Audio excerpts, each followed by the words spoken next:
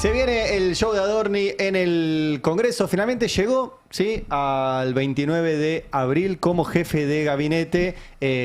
Por ahora bien la apuesta de María Caferata, que hoy llegaba a esta presentación, envuelto en una cantidad de casos de corrupción tremendos, y sobre todo con el dato no menor de que no va a ir solo. O sea, va a ir Milei. Es la primera vez que un presidente acompaña al jefe de gabinete a hacer algo que es casi un trámite en general, que es dar el informe en la Cámara de Diputados. El mes que viene le toca en el Senado. El jefe de gabinete, recuerden que se creó en el año 94, en la reforma. La mala idea de crear una suerte de primer ministro en un país presidencial. Bueno, un entuerto que se les ocurrió ahí a los Nino Boys, pero la idea era que fuera un fusible. Y hoy es raro porque el presidente se abraza a un fusible para ir a hacer un show. Es evidente que hoy va a haber show en el Congreso. Lo había anticipado Martín Menem, que dijo: compren pochoclos. Bueno, lamentablemente van a seguir transformando un lugar tan importante como el Congreso en un lugar de show. Veremos por dónde encaran. Dejaron trascender, lo fue contando acá María Caferata, que primero iba a mostrar las declaraciones juradas de los opositores, después iba a hacerse el ofendido. Bueno, veremos qué estrategias finalmente usan. Yo me animo a pensar que va a ser todo un show para tapar la crisis fenomenal en la cual están hundiendo al país, y que todos los días tenemos novedades que ahora les voy a contar. Arranco primero con un tema internacional, pero que está muy vinculado a nosotros, que es no solo la guerra, que sigue, y que sigue habiendo quilombo con el petróleo, con la distribución, lugares del mundo que hay quilombos de energía. Recuerden este dato porque se menciona poco. Es la guerra con más impacto energético de la historia. De la historia. Entonces deberíamos prestarle bastante más atención. Pero además, ayer Donald Trump, en medio de su avalancha de guerrero, recibió al rey Carlos III de Inglaterra, ¿no? Y no solo lo recibió, sino que se abrazó y dijo esto, mirá. En los siglos, desde que ganamos nuestra independencia, los estadounidenses no han tenido amigos más cercanos que los británicos. Compartimos la misma raíz, hablamos el mismo idioma, tenemos los mismos valores, y juntos nuestros guerreros han defendido la misma civilización extraordinaria bajo banderas gemelas de rojo, blanco y azul. Se abrazó con el rey Carlos III. La Casa Blanca publicó una foto que se las muestro porque es impactante. Está Trump con el rey Carlos y dice "Two Kings", dos reyes y una coronita. Recuerden que las protestas masivas que hay contra Trump es "No Kings". Y Trump contesta "dos reyes". Pero el dato es interesante porque esto se da después de que hubo un cruce muy fuerte entre el primer ministro de Gran Bretaña, Starmer, que se negó a participar de la avanzada de Estados Unidos sobre Irán, sobre el estrecho de Hormuz y todo el quilombo que está generando. Y fue fuerte que su principal aliado histórico le dijera: pará, en esta no me meto. Tan fuerte que desde Reuters filtraron un cable en la semana pasada que decía: che, bueno, por este destrato supuestamente de Gran Bretaña y la OTAN a Estados Unidos podía soltarle la mano a Gran Bretaña y podíamos recuperar Malvinas. Y yo he escuchado durante estos 2 años a estos sabelotodo, que dicen que somos todos tontos y que no entendemos nada, decir que el alineamiento de Milei con Estados Unidos nos iba a devolver las Malvinas. Y que los invitáramos acá a hablar de eso, y que ellos son los únicos genios de la humanidad que la ven y nosotros somos todos tarados. Bueno, qué lindo, ¿no? Porque no va a suceder. Ayer Trump volvió a decir: nuestro aliado histórico es Inglaterra, por valores, por ideas, por las guerras que vamos a librar juntos. No había ninguna chance de que eso sucediera. Vuelvo a recomendarles la nota que publicó el politólogo Alejandro Frenkel el fin de semana en La Nación, la pueden buscar, donde hay un montón de puntos además que él desarrolla de por qué esto no iba a pasar. Pero hay uno particularmente interesante que dice: porque no tenemos nada que ofrecer en una negociación. Y aún en el recontra caso hipotético de que Estados Unidos quisiera terciar por Argentina por Malvinas, cosa que no va a pasar, Inglaterra tiene mucho para ofrecer, para negociar. ¿Qué negociaríamos nosotros? Nada, sumisión. Bueno, quería mostrarles esto porque es realmente interesante y sobre todo para bajar la espuma, repito, de los sabiondos que andan diciendo cosas como si fueran máximas universales y la realidad termina yendo para otro lado. Voy a pasar al capítulo energía, ¿sí? Vayamos directamente a la imagen número 8. Porque sigue complicando toda la situación, repito, la guerra en Medio Oriente. El petróleo volvió a subir, tocó otra vez los $110. Recuerden que cuando todo esto comenzó estaba en $60 el barril. Es el nivel más alto en 3 semanas. En un contexto de falta de acuerdo. Este es ahora en vivo, está subiendo una vez más ahora. Ahora está en $107 el barril. Y eso obviamente nos complica. Y hay otra noticia internacional que deberíamos prestarle mucha atención, que es lo que publicó hoy Laura Carpinetta en un notón en el Destape, que cuenta que Emiratos Árabes se fue de la OPEP. Y se pregunta, ¿empieza una guerra por el control del precio del petróleo? La nota es excelente, recién lo decía Fer, Laura es una capa total en estos temas. Emiratos Árabes, cuenta la nota, es el 4º productor mundial de petróleo, después de Arabia Saudita, Irak e Irán, que Irán es uno de los que está en este quilombo. Hacía mucho que Estados Unidos quería romper la OPEP, había otros países que se fueron, cuenta la nota, pero que se vaya al número 4 es un datazo.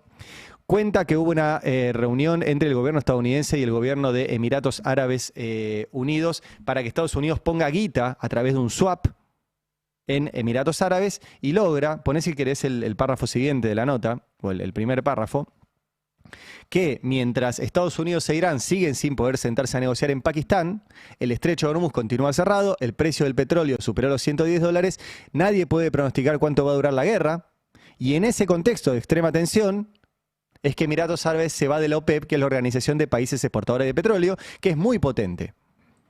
Y cuenta Laura que desde su primer gobierno Donald Trump la criticaba a la OPEP por su afán de garantizar nafta barata en Estados Unidos y ahora finalmente parece haber conseguido asestarle un primer y duro golpe. Esta es la pelea que se está dando en el mundo. Mientras nosotros miramos los pajaritos y Milei se abraza a Trump y va a bailar y a cantar y a celebrar con el genocida de Netanyahu, en el mundo pasan cosas importantes como estas y que obviamente nos van a afectar. Milei va a decir, bueno, como sube el precio de la nafta, nosotros vamos a exportar nafta y nos va a ir bárbaro. Bueno, no, pues si sube el precio de la nafta, eso es inflación. También sube acá. Y si están estancados los salarios, si hay menos trabajo, si hay menos producción y suben los precios, es el peor de los mundos. No hay forma de que esto nos beneficie. Y menos que menos, si no hay ninguna barrera de contención frente a lo que pasa en el mundo. Bueno, no la hay. De hecho, no solo no la hay, sino que estamos absolutamente entregados llave en mano. En este momento está el contraalmirante Schaffer en la Argentina. El contraalmirante Schaffer es el que está a cargo de las Fuerzas Armadas de Estados Unidos para esta región. Ayer se sacó una foto muy bonita con Peter Lamelas, que es el enviado de Estados Unidos para la Argentina. Recuerden que la Argentina, el presidente Milei, habilitó de forma ilegal el ingreso de tropas de Estados Unidos para un ejercicio militar que no autorizó el Congreso, que es el único que puede autorizar. Entonces, ayer el embajador de Estados Unidos se saca una foto con el milico de Estados Unidos que está en la Argentina sin autorización del Congreso para hacer operativos que el Congreso no autorizó. Todo esto, repito, en medio de una situación de crisis tremenda. Vamos a ver un poco el resumen de estas horas de la crisis del gobierno de Milei. ¿Comiste? Algo comí. Desayuné un mate, un té y paso el día. Estoy muerto. 27 años de laburo. Por lo menos vení y decime, loco, gracias por haberme dado de comer 27 años. Nada. 27 años de mi vida me lo tiraron al tacho, me hicieron así. Quiebra, chau. No le importa si yo le puedo dar de comer a mi hijo, si yo tengo que pagar un alquiler lo que me sale, la maldita tarjeta que te cobra interés porque esta gente me pagaba hace 15 meses en cuotas.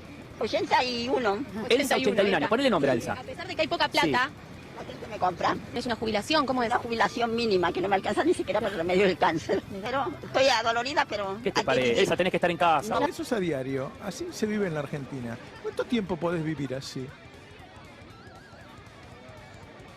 No se puede. El país se paró del todo. No hay rutas, no hay hospitales, no hay CONICET, no hay remedios, no hay apoyo para las personas con discapacidad. Se paró. Lo peor ya pasó, a pesar del ataque violento de la política contra el programa económico, que no se lo pudieron llevar puesto. Ese es el modelo de Milei, que está empobreciendo de una manera sistemática, cada vez peor, no solo a las familias, no solo a las empresas, sino también a los gobiernos. Es impresionante porque cuando había menos que criticar, no es que no hubiera nada que mejorar durante los gobiernos kirchneristas, pero había menos y estas cosas no pasaban. Era agarrar algún caso, por ejemplo, me acuerdo, ¿se acuerdan del té de Ceilán? Que parecía, ¿cómo se llamaba? Ay, se me fue el... del que hablaba el té de Ceilán. O los vasitos de Starbucks, ¿se acuerdan que desaparecieron los vasitos de Starbucks y todo eso? Y repetían. Y decís, qué sé yo. Bueno, acá lamentablemente todos los días tenemos ejemplos nuevos. Vamos a escuchar, por ejemplo, esto de Córdoba, de la televisión cordobesa que recorrió negocios. Mirá. ¿Cuántas personas entraron en lo que va de la mañana? 3 personas, nada más. ¿Y por lo general en el día? Y en el día entran unas 6, 7 personas aproximadamente. ¿Cómo vienen las ventas? Flojísimo. Muy triste, la verdad, que ser emprendedor y estar remándole en dulce de leche es un montón. ¿Cuántas personas entraron en lo que va de la mañana? Ninguna. ¿Y a lo largo del día, por lo general, cuántos entran? 4 personas. No más que eso, no sé. ¿Cómo vienen las ventas? Muy, pero muy flojo. Marzo y abril, ¿cómo han sido? De terror. No, una desgracia. ¿En comparación con otros años? Creo que ni en pandemia he estado tan flojo como ahora, o sea, increíble. Aparte, no es solo mi rubro, es como que estamos con la vecina, con el del frente. Se vende, obviamente, algo se vende, pero no se llega a cubrir todos los gastos. Y hoy han entrado 5 personas. ¿Y en promedio por día cuántas entran? De lunes a miércoles, jueves, entran entre 30 a 40 personas. Y ya los fines de semana llega a las 100 más o menos. ¿Cómo vienen las ventas? Flojo, muy flojo, la verdad. Nos está salvando los fines de semana hoy. La verdad que hacía mucho que no se vivía. Yo estoy hace 9 años en esto y este ha sido uno de los peores. Y más o menos a la mañana anda flojo, o sea, son 5 o 6 personas, a la tarde un poquito más. También depende mucho del clima. Ayer, por ejemplo, a la tarde no entró nadie. Era mordisquito, Santo Discépolo. Muchas gracias. A veces nos falla la memoria. El del té de Ceilán. Pero ¿se acuerdan que también faltaba durante Kirchner? Era todo un escándalo por cositas que faltaban. Bueno, todos los días ahora tenemos una nueva porque, como publica Cristian Carrillo en El Destape, casi la mitad de las firmas de las pymes anticipa que despedirá personal este año. ¿Sí? Esto es un informe de la Universidad Austral. También tenemos la noticia en El Destape de Subway. ¿Vieron la de los sanguchitos? Sanguchitos bastante económicos, si andás así al paso. De 200 locales a solo 70. Está por desaparecer la famosa cadena de comida Subway. Todos los días tenemos una. Y después está todo el entramado, porque no son solo marcas y cadenas. Está todo el entramado que viene atrás de eso. Por ejemplo, un taller mecánico, mirá. Tratamos de sostener los valores de las manos de obra, pero ha bajado un 50% más o menos el trabajo. La gente le cuesta arreglar el auto, mantenerlo, y bueno, tratamos de apalearlo un poco sin subir los precios y tratando de mantener y darles mejores servicios. El tema es los mantenimientos básicos de seguridad, que son los service, el tema de frenos. Hoy en día se hacen previsiones y se prepara una lista de quehaceres del auto para poder separarlo en varias partes, dado que la gente no puede hacer todo de golpe, que antes te lo hacían directamente, hagan todo y después vemos, total, llegan las vacaciones y ya lo tenemos preparado al auto. Posponer la seguridad del auto, La seguridad del auto, que es donde viajas vos, viajan tus pibes, todo. Otro caso. Ayer también el caso de John Fuss. Y vamos a escuchar a Fernando Pérez, que es trabajador de John Fuss, que habló con Adrián Murano acá en el Destape y le contaba esto. Ayer fue el último día de producción nacional. Hoy se cerró directamente porque lo que quedaba era muy poco. Un solo sector iba a trabajar que ya está, listo. Ahora lo que se va a dedicar es a importar directamente el producto terminado. O sea, no cierra la marca, no cierra la empresa, cierra la fábrica. Exactamente, la marca va a continuar, pero el producto es totalmente de origen asiático. ¿Cuántos compañeros en la fábrica que se quedan sin laburo por esta decisión de la empresa? En el 2022 llegamos a ser, 2022-2023, 400 personas. Hasta el mes de febrero éramos 50 y las últimas semanas llegamos a ser menos de 20.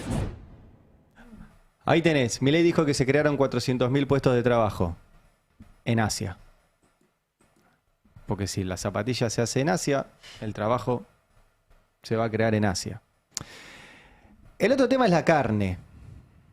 La carne. Vamos a ver un informe de la Deutsche Welle, ¿sí? Medio alemán, pero que le llama la atención que acá se está...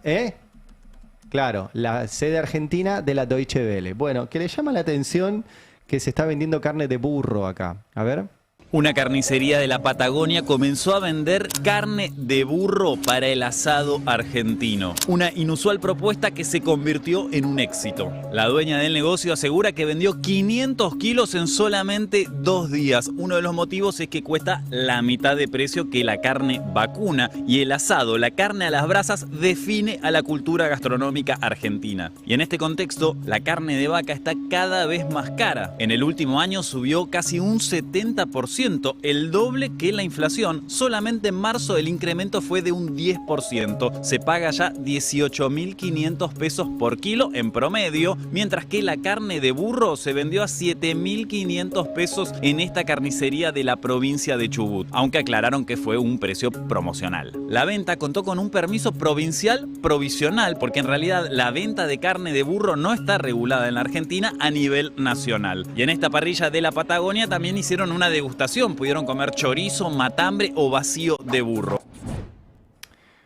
Ayer también el presidente de Colombia, Gustavo Petro, le llamó la atención lo de la carne de burro y compartió este informe de la Deutsche Welle. Dice, si Argentina es exportadora de carne de calidad, ¿por qué los argentinos no pueden comer carne de calidad y les toca comer carne de burro? Esto no puede pasar en Colombia, dice Gustavo Petro. Y salieron desde el gobierno a contestar, porque ¿por qué le llama la atención a un colombiano y a los alemanes lo de la carne de burro? Y porque tenemos fama los argentinos de que hay rica carne de vaca y exportamos carne de vaca.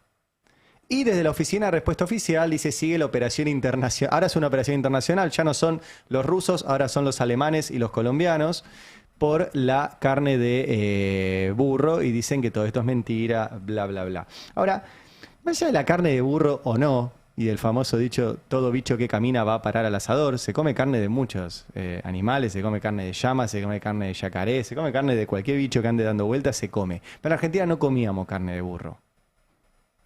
Pero más allá de eso, el problema es que no estamos comiendo carne. No sé si carne de burro, pero carne no estamos comiendo, carne vacuna. Este es el gráfico del consumo de carne vacuna por habitante. Y estamos en el peor número de la historia.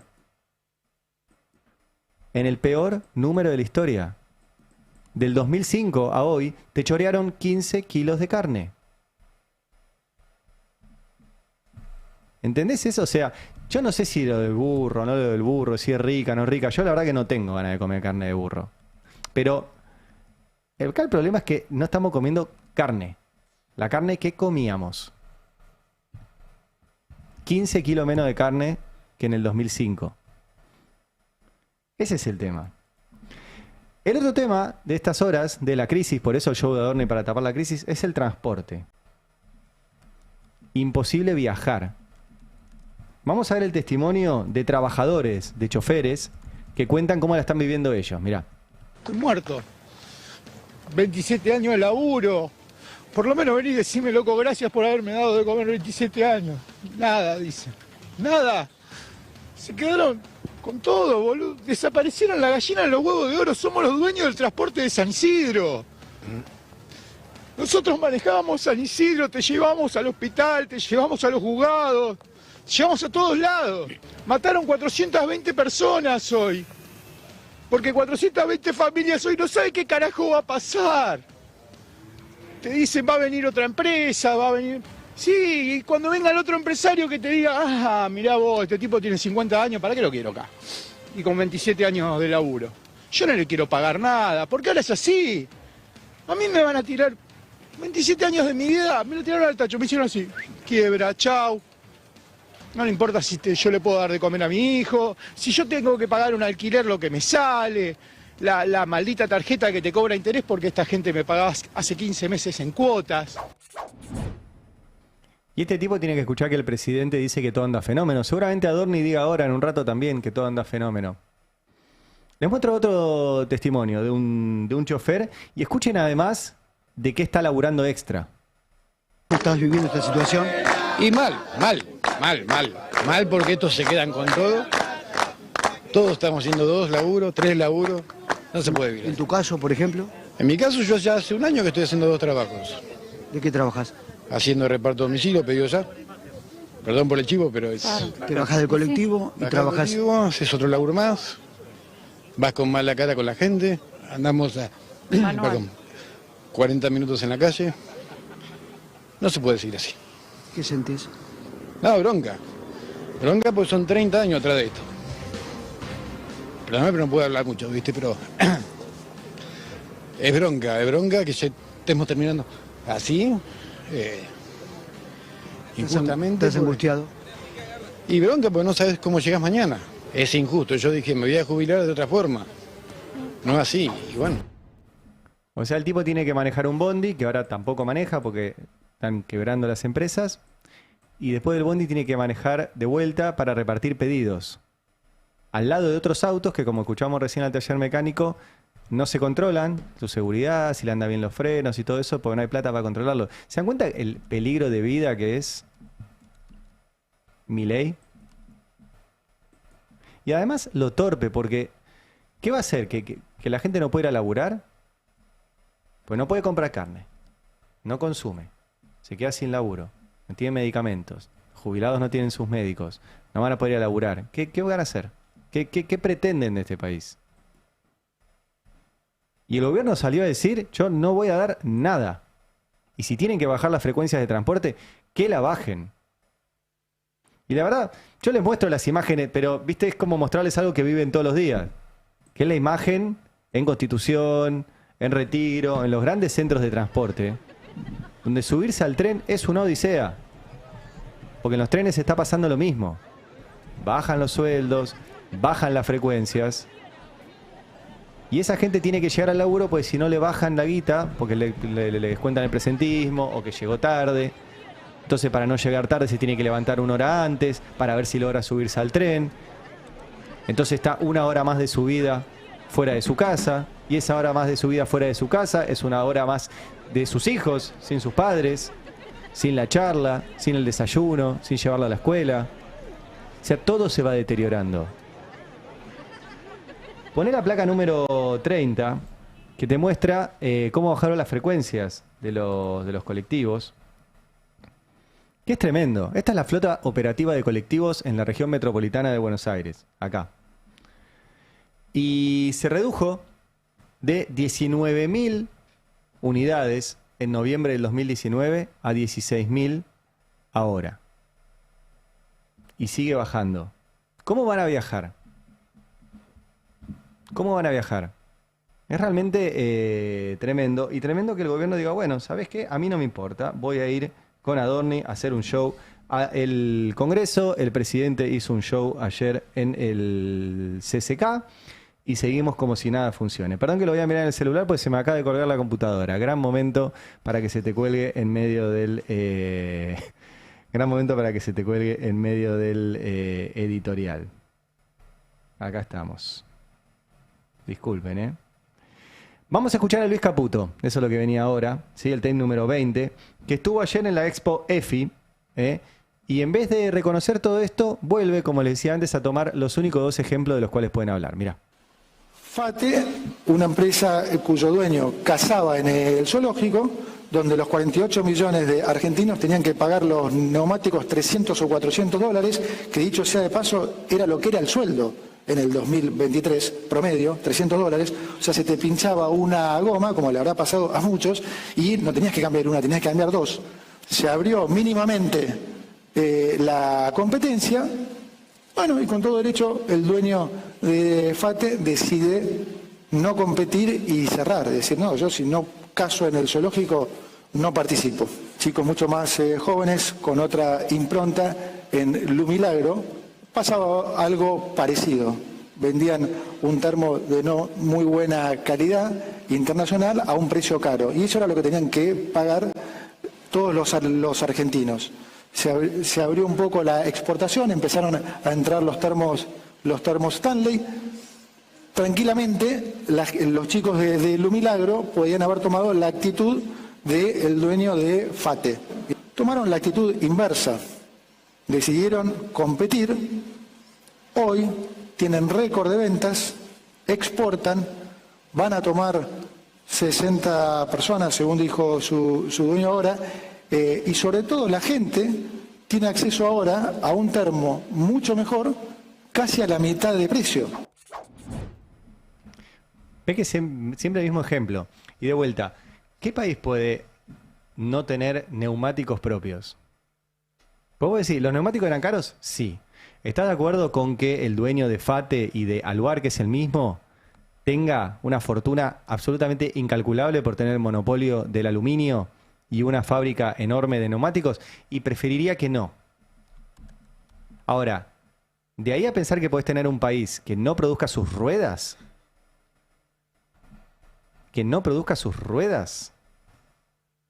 y pensar que eso es una buena idea en términos de soberanía, es realmente insólito. Y además lo loco es que tienen un solo ejemplo, que usan el de Lumilagro todo el tiempo, una marca muy querida por los argentinos, que no bajó los precios de los termos. Lo que hizo fue aumentar su rentabilidad pagando menos sueldos acá. Y toda esa gente que dejó en la calle es la que compra menos carne, menos ropa, se mueve menos, no consume, no tiene guita. ¿Todo para qué? Para que yo me compre este. Yo tengo un termo Stanley, ministro. Está buenísimo. Pero no porque lo compre más barato, eso va a andar mejor la industria argentina. Y además encima no lo venden más barato. Lo compran barato y lo venden al mismo precio que le salía hacerlo acá.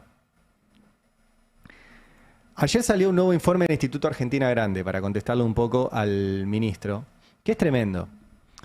El Instituto Argentina Grande mide el desempleo blue, como le llama. Porque la verdad que un empleo que no llega a fin de mes y ese es raro. Entonces suma como desempleo blue al que busca más trabajo, a los que trabajaron muy pocas horas en las últimas semanas y a los que las horas que trabajaron fueron una actividad desprotegida o de alta precariedad. Entonces lo considera dentro de los desempleados. Entonces ya el desempleo no es del 7,5, como mide el INDEC, que si laburaste un par de horas en la semana te cuenta como empleado, sino que es del doble, del 15,3. Y en aumento. Y en aumento. El peor sector son los jóvenes. Mirá si me lo podés ampliar, porque no llego a ver el porcentaje de 18 a 26 años. Ahí está. 28%. Casi duplica. ¿Sí? El desempleo oficial en los jóvenes está en el 18%. Y si le sumás 10 puntos más de desempleo ampliado, te da 27,9% en los jóvenes. Entonces, ¿por qué chiflaban ayer algunos chicos en una escuela? ¿Por qué los jóvenes están enojados? No tienen laburo. No tienen laburo. Es cada vez peor. La otra punta son los jubilados, que hoy van a estar ahí en el Congreso. Esperemos que no les peguen mientras Adorni está haciendo su show adentro. Que siguen siendo los más desprotegidos, según este informe de el Instituto Argentina Grande. Y es muy tremendo, porque esto lo está viendo ya cada vez más gente. Quiero volver a pasar el tape de María Becerra, que representa a muchos de esos jóvenes que no tienen laburo. O sea, el dato es que 1 de cada 3 pibes de 18 a 26 años no tiene laburo. O tiene un laburo de mierda. 1 de cada 3. Es tremendo. Bueno, escuchen a María Becerra, que es muy escuchada por esos jóvenes, que es lo que decía ayer. Yo siento que el mundo es muy injusto, ¿viste?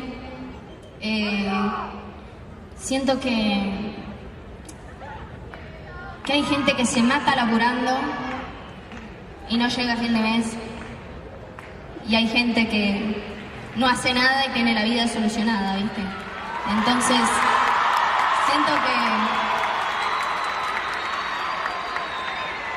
siento que eso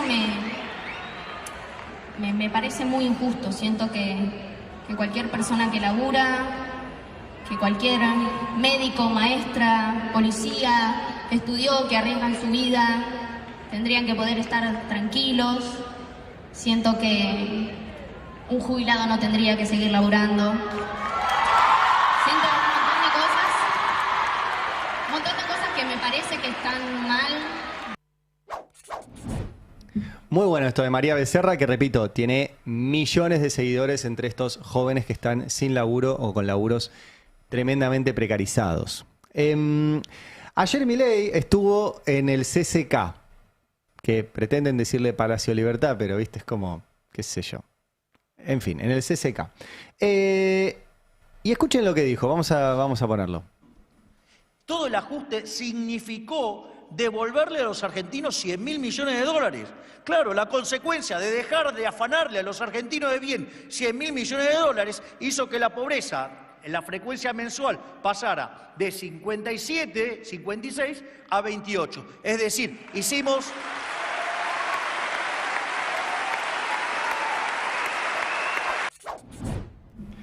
O sea que dice que le devolvieron a los argentinos 100.000 millones de dólares.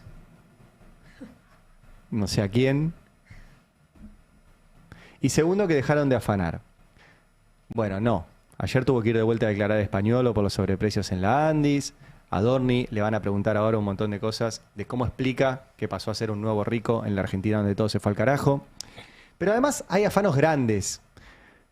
Y hay cosas muy pesadas como, por ejemplo, la privatización de Transener, que es algo que le deberían prestar atención, porque Transener es la empresa que tiene el monopolio del transporte de la energía en todo el país.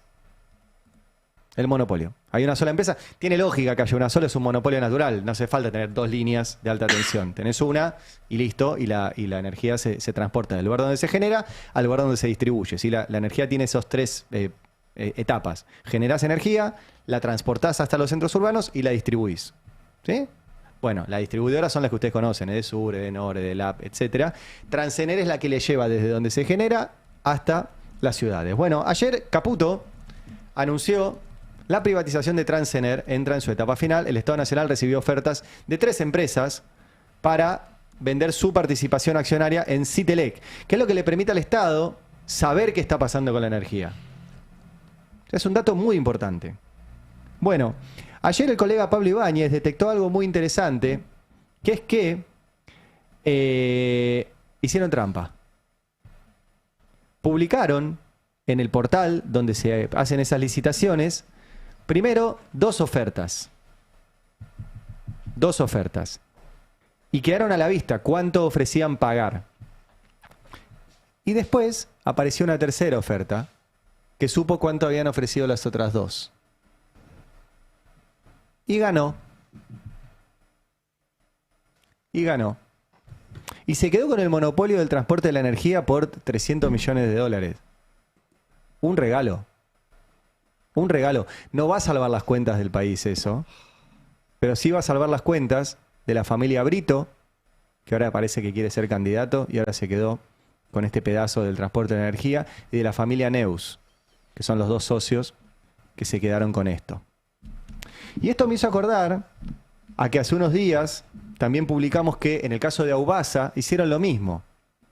Dejaron afuera a la empresa provincial de los corredores viales y les falló, entre comillas, el sistema, y mostraron la oferta que había hecho la empresa pública para quedarse con los corredores viales, violando las normas de secreto que hay en una licitación pública.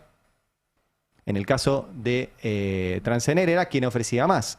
En el caso de los corredores viales era quien ofrecía menos. Como sea, si vos das a conocer la oferta de tu competidor, el que tiene acceso a esa info la puede, en el caso de ofrecer más, ofrecer un poquito más, y en el caso de menos, ofrecer un poquito menos. O sea que ya van 2 veces que le falla el sistema al ministro. Qué raro. Qué raro. Justo le falla cuando tiene que hacer cosas importantes. Bueno, otro caso de corrupción. Después está el caso de AISA. Poné la nota del Destape, la nota número 59, que dice: tras 2 décadas de gestión estatal, AISA volverá a manos privadas en una concesión por 30 años. El agua. El gobierno oficializó el nuevo contrato de concesión por 30 años y las pautas para la venta del paquete accionario. O sea que no solo te dejan sin carne, sin transporte, sin ciencia, sin universidades, sin medicamentos, sin PAMI, sino que ahora entregan la electricidad y el agua. Y el agua.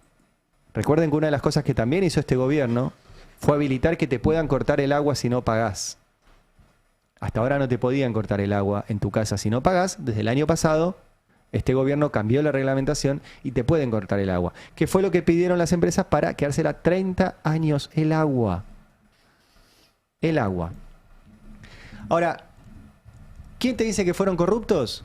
Los que restatizaron el agua, los que restatizaron YPF, los que restatizaron nuestro aire. Ustedes sabían que hasta el aire había privatizado Menem, con una empresa llamada Thales Spectrum, el espacio radioeléctrico.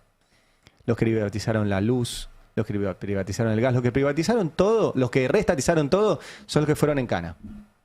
Que fue Cristina, que fue Debido, que fue Vudú. Esos son los que fueron en cana. Y cuento esto porque se viene un nuevo capítulo en estas horas de el Lofer, que siempre es por guita, siempre es para tapar otras cosas. En la causa Vialidad y en la causa Cuadernos, sobre todo en la causa Cuadernos, hicieron declarar a un montón de empresarios y les decían: si vos no apuntás contra Cristina, vas en cana. Entonces nosotros sabíamos desde el inicio que había varios empresarios que habían ido a un escribano y le habían dicho: mirá, yo estoy yendo ahora a mentir, porque si no miento voy en cana, pero dejo asentado acá que mentí para no ir en cana. Bueno, así lo contó, por ejemplo, ahora, hace unos días, Mario Robela, que contó cómo lo obligaron a mentir y él dejó registro de que iba a mentir porque si no iba en cana. Mirá. Yo me vi obligado a reconocer el 1 de marzo del 19 en la indagatoria ante el doctor Bonadío, porque me encontraba en una situación de coacción psicológica. Bajo esta acción de coacción psicológica, de ser injustamente privado de la libertad si no aceptaba lo que en el anexo 6 el señor Ernesto Clarence el 3 de septiembre entregó al fiscal, el doctor Stornelli, para acogerse al beneficio de arrepentido colaborador. Yo les quiero decir que ese dinero que me obligué a reconocer no existieron. Esto pasó con muchos casos. Los obligaban bajo tortura, porque si a vos te dicen decí esto o vas preso, es una tortura. Es una extorsión que hacía Stornelli, que sigue siendo fiscal. Bonadío ya pasó a otro plano. Ahora esto no terminó. Ahora se viene un segundo tramo de la causa Vialidad, que es por la que está condenada Cristina. Y el segundo tramo involucra a una decena de funcionarios de Vialidad que eran los que ejecutaban el día a día de las obras. La noticia que tengo para contarles, antes de que aparezca mañana o pasado en los medios, es que les están ofreciendo lo mismo que a los empresarios. A los funcionarios de Vialidad les dicen: si vos confesás, si vos decís que toda la acusación es cierta, te negociamos 2 añitos y 8 meses de prisión en suspenso, o sea que no vas en cana, pero vos tenés que decir que todo pasó. Entonces hacemos lo que se llama un juicio abreviado. Es decir, no vas a juicio. Esa figura existe, Pero es una figura traída de los Estados Unidos para evitar juicios al pedo. Los juicios son muy caros. Es al juez, a los fiscales, en el caso de Estados Unidos a los jurados, lleva tiempo, es un dispendio. Y bueno, en Estados Unidos se usa mucho para evitar un juicio donde el fiscal está un poquito flojo de pruebas y el acusado dice, bueno, capaz que si negocio me ahorro todo este quilombo, qué sé yo, y voy para adelante. Y acuerdan antes, es un acuerdo entre partes. Acá no está pasando eso. Acá le están diciendo a los acusados que mientan para no ir en cana. Y la mentira es, por eso les digo, esto va a ser el titular de los diarios de los próximos días, los técnicos de vialidad reconocieron que Cristina favoreció a Lázaro Báez. Si esto sigue así, el título en los próximos días, guarden este archivo, va a ser este. Los técnicos de vialidad reconocieron que Cristina favoreció a Lázaro Báez. Yo hablé con varios técnicos de vialidad y les pregunté, ¿eso es cierto? Me dijeron, no. Le digo, ¿pero vas a ir a mentir? Sí. ¿Por qué? Porque está perdido. Porque me va a juzgar Luciani. Me van a juzgar los mismos tipos que metieron en cana a Cristina. Y Cristina está mal detenida. Ahora, si le hicieron esa a Cristina, imagínate a mí que soy un perejil lo que me van a hacer. Entonces me están ofreciendo irme a mi casa a cambio de mentir. Y bueno, me voy a ir a casa. ¿Cómo lo juzgan ustedes?